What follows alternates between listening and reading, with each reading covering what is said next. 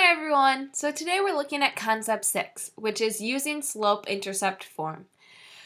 So I have slope-intercept form defined here. It's y equals mx plus b. M is the slope, looking at rise over run, or in other words, y2 minus y1 divided by x2 minus x1. We dealt a lot with slope in concept 5. And then b is y-intercept, or where it crosses the y-axis. So in our textbook, standard form is defined as well, ax plus by equals c. We talked about standard form a lot in previous concepts when calculating x and y intercepts. And so know that you might see equations written in that form again, which is why I have it defined here again in this table. So talking about slope-intercept form, we can take an equation that's in standard form and convert it to slope-intercept form if we would like. We could also use slope-intercept form to graph a function. So what it does is, for example, in the textbook, we have y equals 3x plus 2. This plus 2 on the end is where it crosses the y-axis, and then from that point, we could apply our slope. Slope is rise over run, so 3 is a whole number, and we could write it over 1 to be a fraction, and you would rise 3 units and run in the positive direction of 1 to get to our next point. You can then connect them to get your graph of the linear equation. So let's take a look at example 1. I'm going to change colors real quick. Here we go. All right, example 1 from the textbook. So it says, earlier you were given a problem about Alyssa and the strawberries. She needs to figure out how much money she can make by picking 50 quarts of strawberries in a day, and how can she do this? Alyssa can write an equation in slope-intercept form to represent the information she knows. So the information that she's given in the end, we have $3 for each quart of berries. So $3 per quart. And then it says plus $15 per day.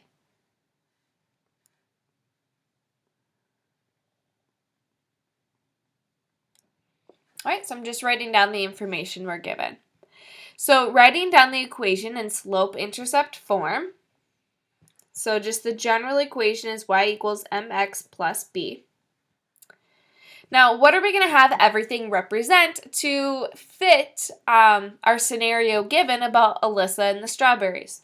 Well, we can have y represent the money earned.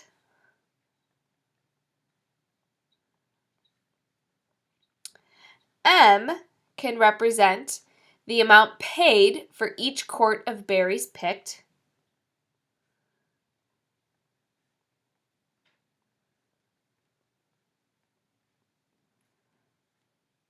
X can represent our total number of berries, or number of quarts, I should say.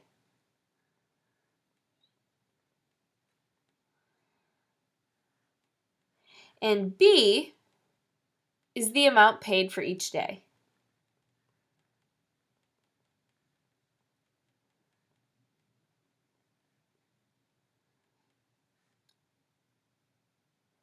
So filling those in,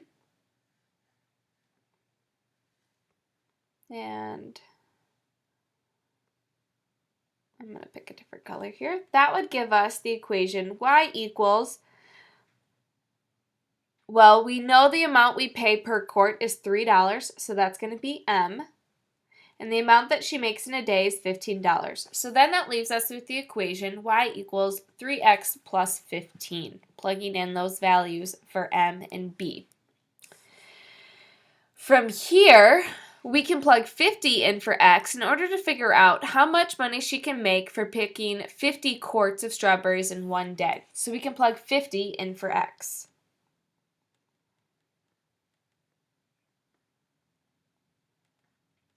Well, 3 times 50 is 150 plus 15 equals 165. So we know that she can make a total amount of $165 in one day if she picks 50 quarts of berries. That's a lot of strawberries. All right, so let's take a look at example 2. We want to write the following equation in slope-intercept form and state the slope and y-intercept. So in example 2, they're giving us an equation in standard form. It's written as negative 18x plus 6y equals 12. And they want us to write this in slope-intercept form. In other words, they want us to solve for y, get it in terms of y equals. So just as a heads up, in the end, we're hoping to have an equation in the form of y equals and everything else on the right side of the equal sign. That's where we're headed. So our goal is to get y all by itself. So we need to use inverse operations. We need to get rid of all the things attached to this y term so it's all alone. We have to do our order of operations backwards though. So anything being added or subtracted needs to be gotten rid of first. Well, looking at the way our equation is written, we have this negative 18x that's being added. So we need to get rid of it. Now, we need to look at the sign in front of this term that we're trying to get rid of. So it's a negative 18x. We want it to cancel out on this left side of the equal sign. If I kind of drew a dashed line here through my equal sign, on the left side, I need to cancel out or get rid of this negative 18. Well, I'm not going to subtract negative 18 because that's not going to make it 0. Instead, I need to use the opposite operation and add 18x.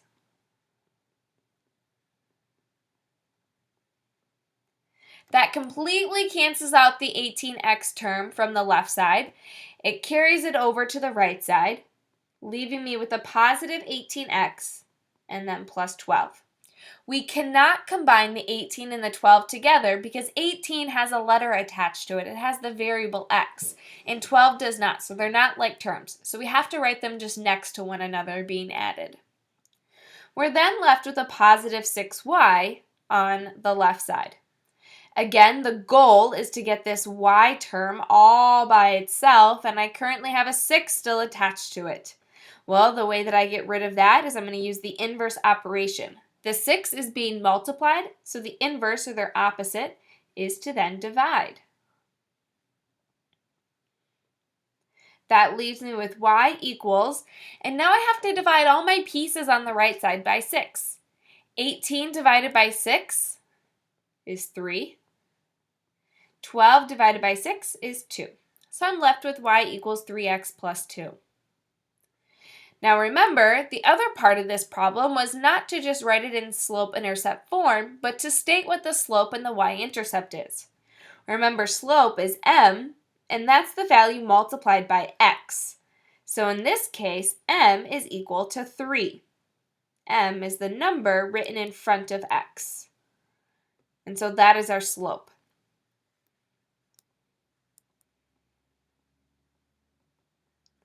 The y-intercept is our value of b, which is the value being added or subtracted on the end of this equation, in this case 2.